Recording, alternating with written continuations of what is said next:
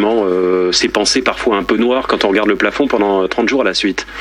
On les affronte par, déjà, c'est ce qu'ont dit par exemple les psychiatres du King's College. Je cite dans mon livre les expériences du King's College. Ils ont montré quoi? Ils ont montré, qu'il faut pas s'ennuyer. Qu'il faut être, effectivement, qu'on a le droit, malgré des conditions qui n'y sont vraiment pas favorables, on a le droit de trouver des motifs d'amusement. On va être un tout petit peu moins exigeant dans ses loisirs. 2, l'altruisme. Vous savez, j'étais très frappé quand j'entendais vos auditeurs. Ce qui est important, c'est de garder une relation à l'autre, même si elle est évidemment compliquée par le confinement. Puis la troisième chose, France Info y aide, c'est d'avoir une relation apaisée à l'information. C'est-à-dire qu'on a eu cette nouvelle épouvantable, mais ça sert peut-être à rien de la redire une centaine de fois. J'allais vous poser la question, un peu masochiste peut-être, allez-vous me dire, quel rapport est-ce qu'on entretient avec l'information dans ce genre de situation? On garde un lien avec l'actualité ou on coupe les ponts quand on sent qu'on commence à être trop imbibé par cette information un peu anxiogène? Vous savez, la psychologie ou la psychiatrie veut nous garder de 2 extrêmes. Le premier extrême, c'est, bon, vous, c'est votre métier, d'être branché en permanence à l'information, donc vous avez une raison professionnelle de l'être. Il faut peut-être pas que tout le monde soit comme vous être branché en permanence à l'information. L'autre extrême, c'est le refus de savoir.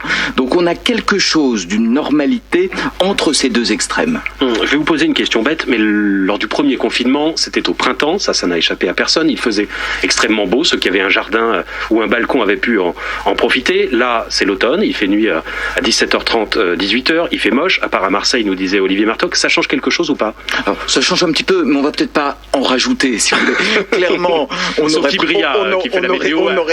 préféré avoir du soleil en plus, mais à un moment, les médecins que nous sommes doivent prendre la mesure de la gravité et aussi donner des pistes. Si en plus je vous dis qu'il faudra attendre un peu de soleil pour aller bien, ça va être vraiment trop compliqué.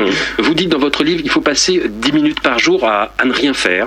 À rêver, c'est sans doute une des choses les plus difficiles à faire.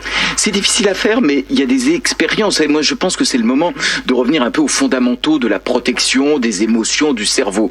On s'est aperçu que ceux qui avaient la capacité de se décrocher 10 minutes par jour, de laisser l'esprit, on parle du mind wandering. Pardon, comment vous faites pour décrocher 10 minutes par jour? Vous aidez. Moi, je le fais avec un peu de musique, avec un texte éventuellement un peu flottant, quelque chose qui va vous permettre de vous déconnecter.